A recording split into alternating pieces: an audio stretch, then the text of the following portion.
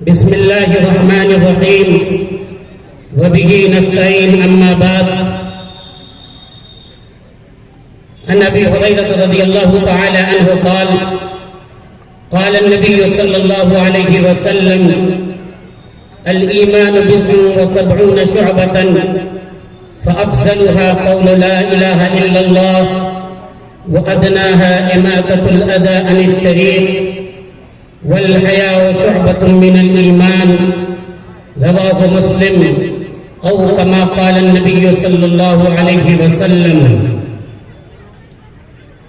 وقال الله تبارك وتعالى في القرآن المجيد يا أيها الذين آمنوا قوا أنفسكم وأهليكم نارا إلى آخر الآية.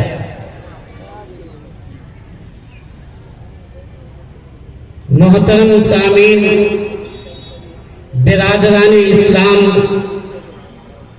ہم اور آپ یہ جان رہے ہیں کہ یہ پروگرام یووا سماج سیوا کے بینر تلے ہو رہا ہے. یہ یووا سماج سیوا کیا ہے؟ لاک ڈاؤن کے زمانے میں جب لوگوں کی حالت یہ تھی کہ بہت سے لوگ کھانے کو محتاج تھے، وہ مزدور، وہ رکشہ چلانے والے جو روزانہ کمائی کر کے اپنے گھر کو چلایا کرتے تھے، جن کے بال بچے، جن کی بیویاں اپنے شوہر کے گھر سے رکشہ لے کر نکلنے کے بعد اس امید میں شام کیا کرتی تھی کہ شام میں جب میرا شوہر واپس آئے گا، میرا باپ واپس آئے گا تو کچھ پیسے لے کر، کچھ سامان خرید کر، کچھ سودا لے کر آئے گا.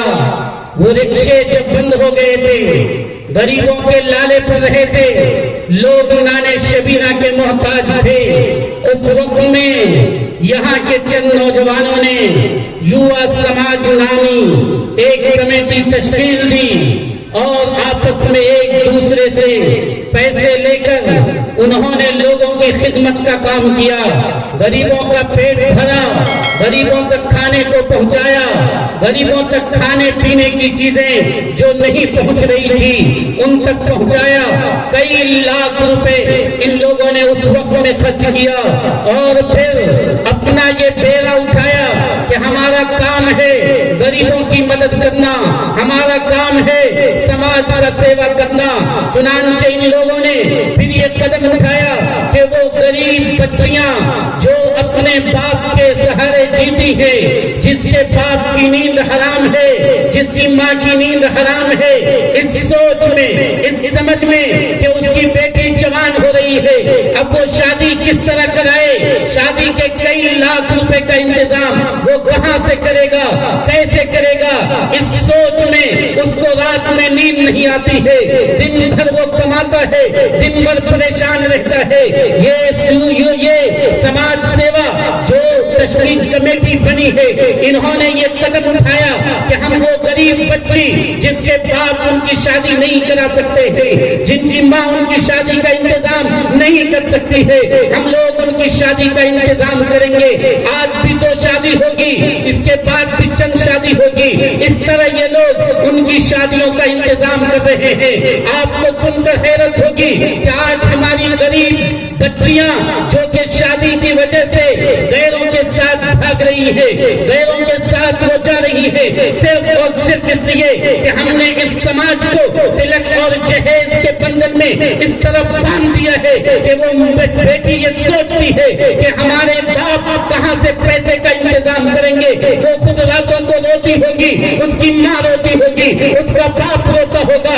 وہ یہ سوچتی ہے، میں یہ نہیں کہتا کہ بھاگنے والی تمام لڑکیاں اسی طرح کی ہوتی ہیں، لیکن بہت سی بچیاں وہ بھی ہیں جو اپنے ماں باپ کی غربت کو دیکھ کر، فقر و فاقہ کو دیکھ کر وہ بھاگ رہی ہیں اور ارتداد کے فتنے میں جا رہی ہیں. اس لیے یہ یووا سماج سیوا انہوں نے اگر قدم اٹھایا ہے بہت مبارک قدم ہے، لیکن ضرورت اس بات کی ہے کہ مضبوطی کے ساتھ قدم اٹھایا جائے۔ یہ مضبوط تب بنیں گے جبکہ ہم اور آپ اسے مضبوط کریں گے۔ ہمارا اور آپ کا کام ہے اسے مضبوط کرنا۔ آپ کے سامنے وہاں لوگ بیٹھے ہوئے ہیں، اس میں رجسٹریشن ہوتا ہے۔ جو لوگ اس میں شریک ہونا چاہتے ہیں کہ میں بھی یہ اچھے کام میں، یہ لوگوں کی خدمت کے کام میں شریک ہونا چاہتا ہوں، وہ وہاں 100 روپے دے کر رجسٹریشن کرا سکتے ہیں، اور پھر وہ یہ طے کر دیں وہاں کہ ہر مہینے میں اس میں پیسے لگاؤں گا، چاہے 100 روپے لگائیں کہ 10,000 روپے لگائیں، کم سے کم 100 روپے اور زیادہ سے زیادہ جتنا لگانا چاہے وہ اس میں کریں۔ یہ لوگوں کی خدمت کا کام ہے، اور یہ لوگوں کی خدمت کا کام ہے، یہ ہمارے ایمان کا حصہ ہے۔ میں نہیں کہتا، آقا و مولا تاجدار بطھا نبی کریم صلی اللہ علیہ وسلم کی روایت ہے، بخاری مسلم میں موجود ہے، مسلم شریف کی روایت میں نے پڑھی۔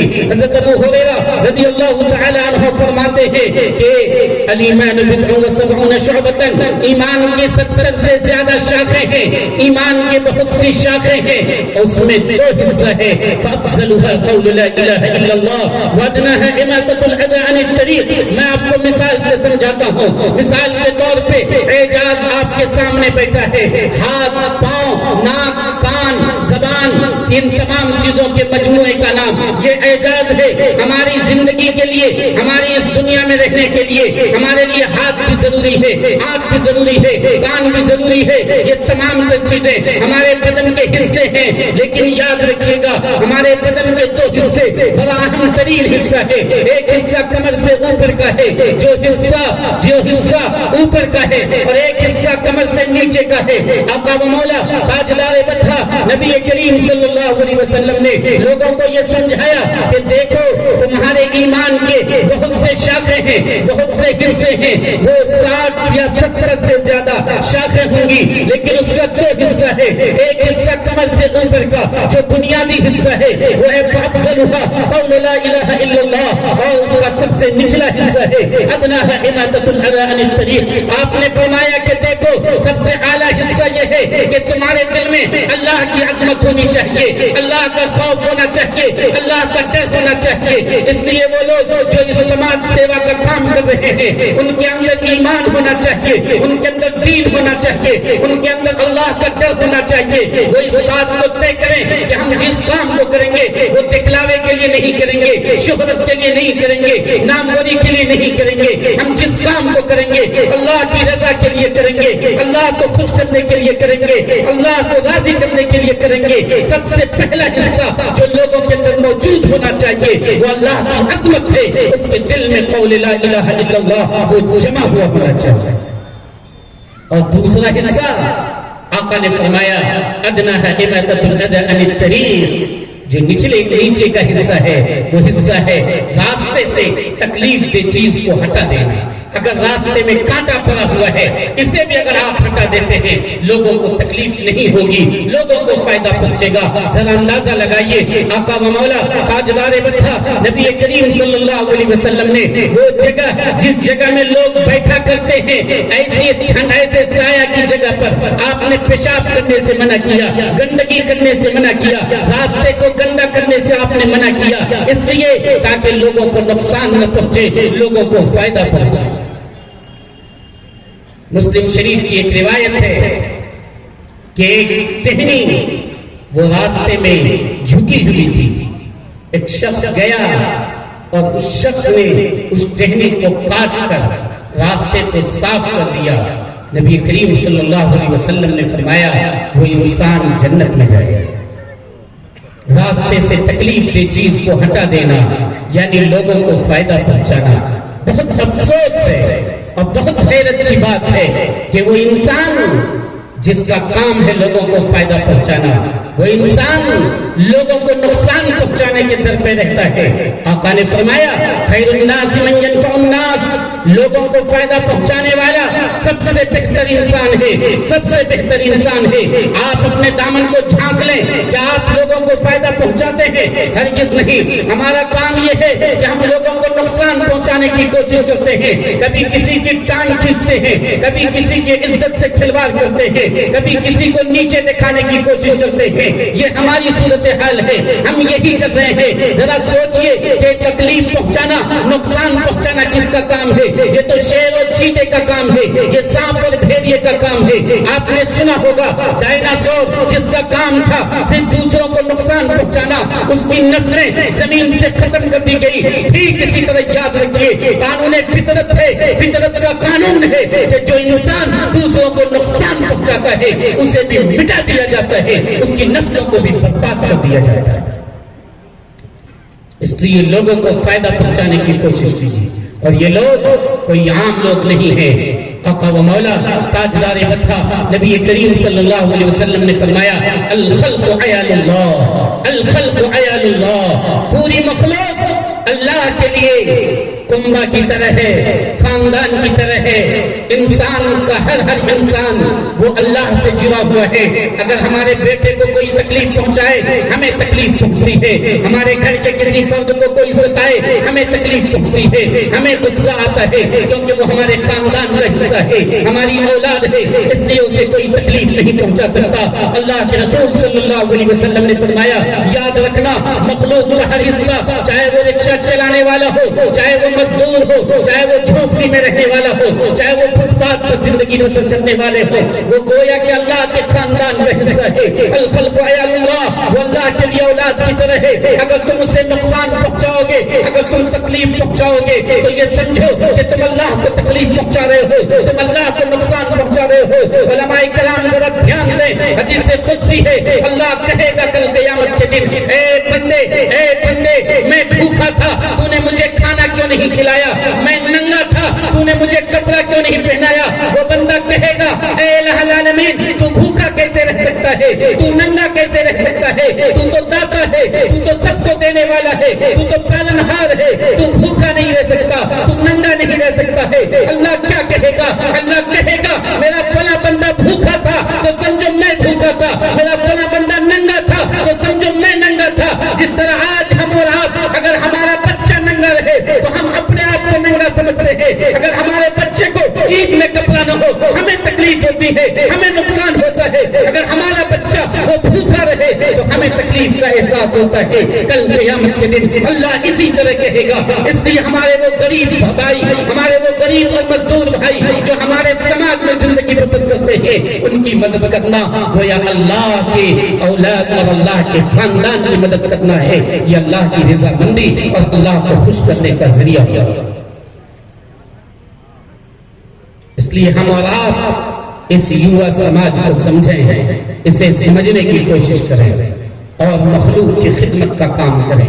لیکن یاد رکھیے گا, صرف مخلوق کی خدمت کا کام کریں, اللہ کو چھوڑ دیں, نماز کو چھوڑ دیں, روزے کو چھوڑ دیں اور اللہ کی رضا کے لیے نہ کریں, تو ایسا ہی ہے جیسے بدن کا ایک ٹکڑا کہ اوپر کا حصہ کاٹ دیا جائے, کمر سے اوپر کا حصہ کاٹ دیا جائے تو میں بے جان ہو جاؤں گا, لاش ہو جاؤں گا, صرف کمر سے نیچے کا حصہ باقی رہے گا. اس لیے سماج سیوا کا کام بھی کیجئے اور ساتھ ساتھ اللہ کو بھی یاد کیجئے. جب موقع ملے, جب ضرورت ملے, آپ اللہ کے لیے اپنے روپے بھی خرچ کیجئے, اللہ کے لیے دین کو بھی سیکھیے.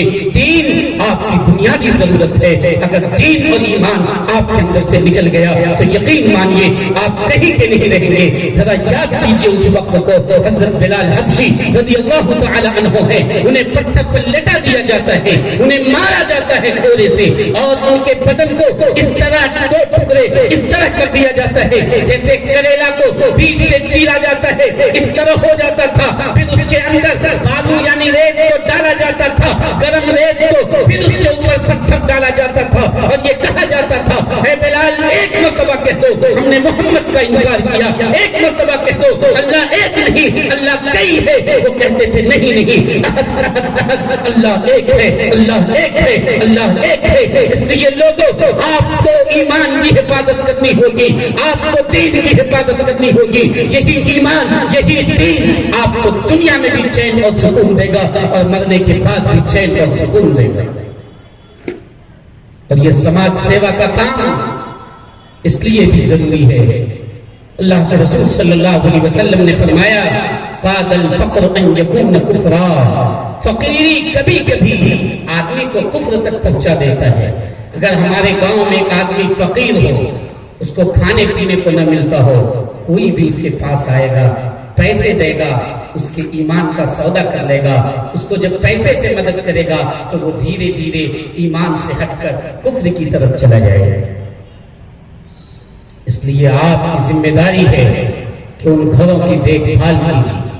اور آج کے دور میں انتہائی ضروری ہو گیا ہے، چاہے گھر واپسی کے نام پر ہو یا جس نام پر بھی ہو، جس طرح کی بھی سازشیں رچی جا رہی ہوں، آج ہمارے بہو بیٹیوں کو، ہماری بہنوں کو اسکول سے، کالج سے اسے اغوا کیا جا رہا ہے، اسے محبت کے جھانسے میں پھانسا جا رہا ہے، اسے ہرا نوٹ دکھلایا جاتا ہے، پیسے کی لالچ دی جاتی ہے، بلڈنگیں دکھائی جاتی ہے، اور اس نام پر اس کی عزت کے ساتھ کھلواڑ ہو رہا ہے، اسے اپنے ساتھ لے کر بھاگا جا رہا ہے. آپ لوگ سوشل میڈیا سے جڑے ہوئے ہیں، آپ لوگ آئے دن پڑھ رہے ہوں گے، واٹس ایپ پہ، فیس بک پہ اور بھی طرح طرح کے واقعات آپ کے سامنے ہوں گے. میں ان واقعات کی تفصیل میں نہیں جانا چاہتا، لیکن آپ یہ بتلائیے کہ آپ ان کی روک تھام کے لیے کیا کر رہے ہیں. آپ کی ذمہ داری ہے، کل قیامت کے دن آپ سے پوچھو گی.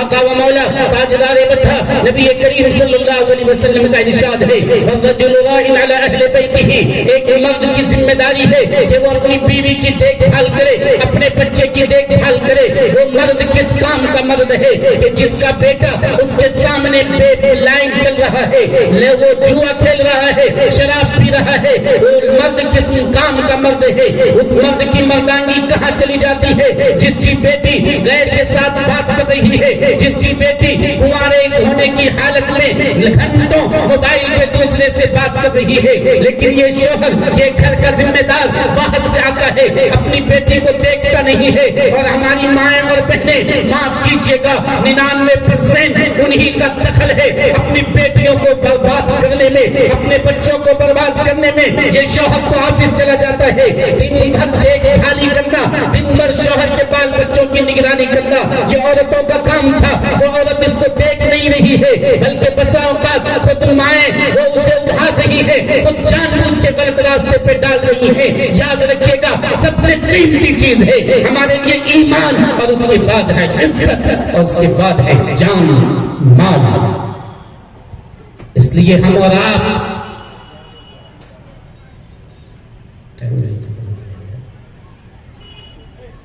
اس لیے یاد رکھیے گا، ہمارے لیے بنیادی ضرورت ہے کہ ہم ایمان کی حفاظت کے ساتھ ہم اپنی عزت کی حفاظت کریں. ہم اپنی عزت کے لیے جان دے دیں گے.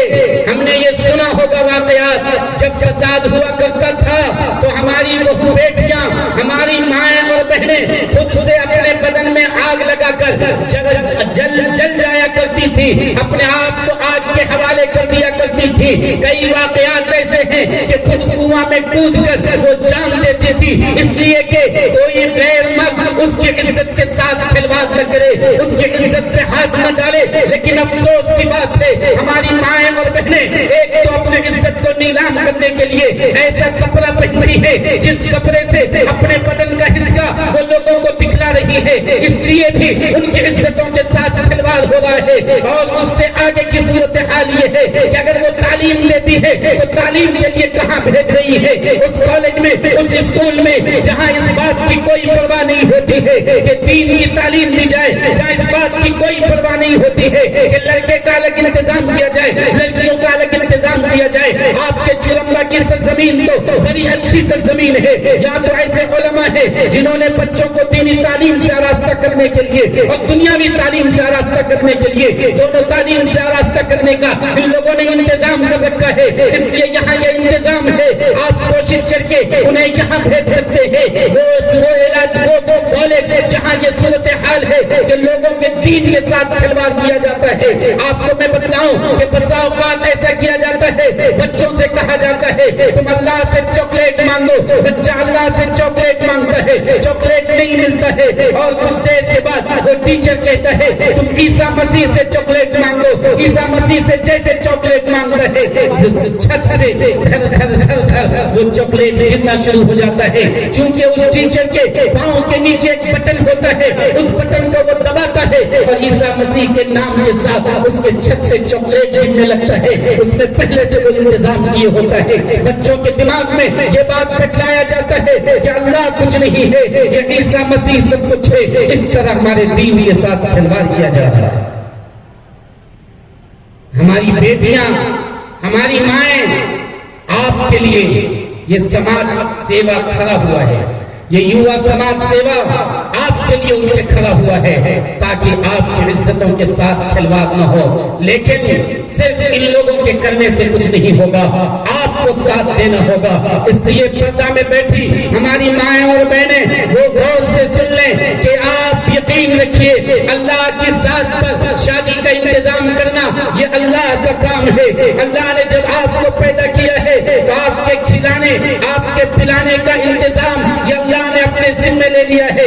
اللہ نے صاف کہا ہے زمین پہ جتنے جاندار ہیں ان کو کھلانے کی ذمہ داری ہمیں ہے، ہماری ہے۔ جب اللہ نے کھلانے کی ذمہ داری لی ہے تو آپ کی شادی، آپ کے گھر کی آبادی کا ذریعہ بھی وہ ذمہ داری بھی اللہ کے ذمہ ہے۔ اس لیے آپ اس لیے نہیں کہ آپ کی شادی کا انتظام نہیں ہو سکے گا اس لیے آپ غیروں کے ساتھ نہ بھاگیں، آپ اس لیے نہیں کہ آپ کو اگر محبت ہو جاتی ہے آپ محبت کے دام میں پھنس کر، محبت کے جال میں پھنس کر غیروں کے ساتھ اگر بھاگ رہی ہے تو یاد رکھیں ہمیں اور آپ کو بھی کھڑا ہونا ہوگا۔ ہماری ماں اور بہنوں کو بھی کل قیامت کے دن اس سے پوچھا جائے گا، اسے بھی جہنم کی داخل آگ میں ڈالی جائے گی۔ اور ہم نوجوانوں کو وہی طریقہ اپنانا ہوگا جو حضرت ابوبکر صدیق نے اپنایا تھا۔ حضرت ابوبکر صدیق نے کہا تھا میں زندہ رہوں اور دین میں کوئی کمی ہو جائے یہ مجھے برداشت نہیں ہو سکتا ہے۔ نوجوانوں آپ کو بھی یہ کہنا ہوگا کہ ہمارے رہتے ہوئے ہماری بہو بیٹیاں وہ غیروں کے ساتھ بھاگیں، یہ فتنہ انقلاب کے شکار ہو، یہ ہرگز نہیں ہو سکتا ہے۔ کہنے کے لیے تیار ہیں ہم لوگ؟ کون لوگ تیار؟ ذرا ہاتھ اٹھا کے بتائیے۔ انشاءاللہ آپ کو اٹھ کر کھڑا ہونا ہوگا، آپ کو ساتھ دینا ہوگا۔ یووا سماج کمیٹی کا بھی اور آپ کے یہاں بہت سے مکاتب ہیں، ان مکتبوں میں جو تعلیم کا انتظام کیا جاتا ہے آپ پہلے دین کی تعلیم سے آراستہ کیجئے، پھر دنیا کی تعلیم سے آراستہ کیجئے۔ ہم اور آپ نے بارہا سنا ہوگا امیر شریعت مفکر اسلام حضرت سید مولانا محمد ولی صاحب رحمانی نقر اللہ مرقدہ سے اللہ ان کی قبروں کو نور سے بھر دے کہ پہلے دین کی تعلیم حاصل کرو پھر اس کے بعد دنیا کی تعلیم حاصل کرو۔ آپ نے دیکھا خود ہمارے موجودہ امیر شریعت مفکر ملت حضرت سید مولانا احمد ولی فیصل رحمانی دامت برکاتہم کا یہ مشن ہے کہ ہم لوگوں کو تعلیم کے لائن سے آگے بڑھائیں۔ اس کے لیے وہ کئی اقدامات کر رہے ہیں، کئی کوششیں کر رہے ہیں، لیکن ضرورت اس بات کی ہے کہ آپ کو ان کے قدم کے ساتھ قدم ملا کر چلنا ہوگا۔ آپ ان چیزوں سے توبہ کریں جو آپ غلط راستے پہ جا رہے ہیں۔ آپ نے اپنی بہو بیٹیوں، اپنے بہن کو، اپنی بیٹی کو جو اسکول میں اور جو کالج میں ڈال رہے ہیں اس کالج اور اسکول سے بچا کر ان کالج میں ڈالیے، ان اسکول میں ڈالیے جہاں دین کی تعلیم ہوتی ہے۔ خود رحمانی فاؤنڈیشن کے ذریعہ بھی اس کا انتظام ہے اور آپ کے یہاں بھی انتظام ہے۔ اللہ تعالیٰ ہمیں بھی اور آپ تمام حضرات کو سوچنے سمجھنے کی صلاحیت عطا فرمائے اور ہمیں اور آپ کو دین کے صحیح راہ پہ چلائے۔ میرا وقت ختم ہو چکا ہے، اللہ تعالیٰ کہنے اور سننے سے زیادہ عمل کرنے کی توفیق عطا فرمائے۔ آمین یا رب العالمین۔ ربنا تقبل منا انك انت السميع العليم وتب علينا انك انت التواب الرحيم۔